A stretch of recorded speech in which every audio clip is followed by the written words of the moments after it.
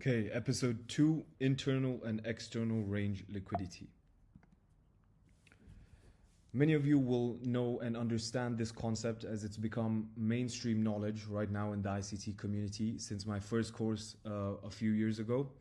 If you have and you understand this, let's just refresh this knowledge anyway. And if you haven't, this is going to open up a whole new world to you. Okay, internal range liquidity is defined by fair value gaps. External range liquidity is defined by old highs and lows.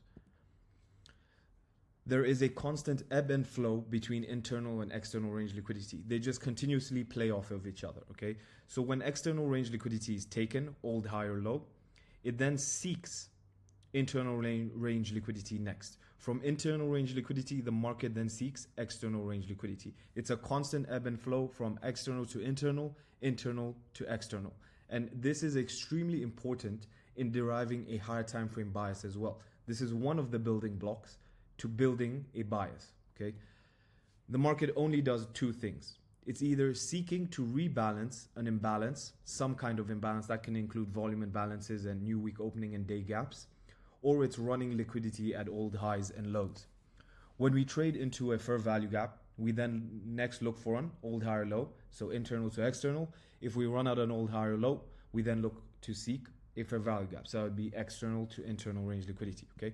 Here is the NASDAQ on the daily chart, and we're going to look at the whole run lower to the whole run higher, so you guys can see the constant ebb and flow between external and internal range liquidity and how this can really help you in deriving a higher time frame bias and anticipating what the market is going to do next. So external range liquidity taken. Okay, so from external, what do we go to? Internal, right? So your eye should now be trained, and you should train your eye to now seek internal range liquidity, which it does there with a fair value gap. We then have an expansion. The market retraces. There's a low here further on the left. External was taken. It then seeks internal volume and balance. This is also internal range liquidity. From internal range liquidity, where should your eye go? External range liquidity, which the market then takes. Once again, start training your eye for this. Where do we go from external? Start looking for those fair value gaps, those volume imbalances. Market trades back up into internal range liquidity to external range liquidity. Then we hit a higher time frame key level here. This is a monthly fair value gap. We're going to look at this later on. We trade higher, retrace here. The market then has relative equal highs here, right, as a drawn liquidity.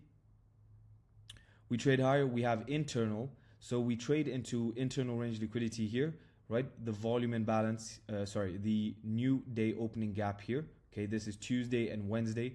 Internal range liquidity. From internal, it's seeking external. From external, okay, we take out external here. Where does the market go? It seeks internal range liquidity with these volume imbalances here. From internal, it goes to external. From external, back to internal, right? So this is why you want to train your eye to see this, because it's a constant ebb and flow between external and internal, internal to external. It's constantly doing that.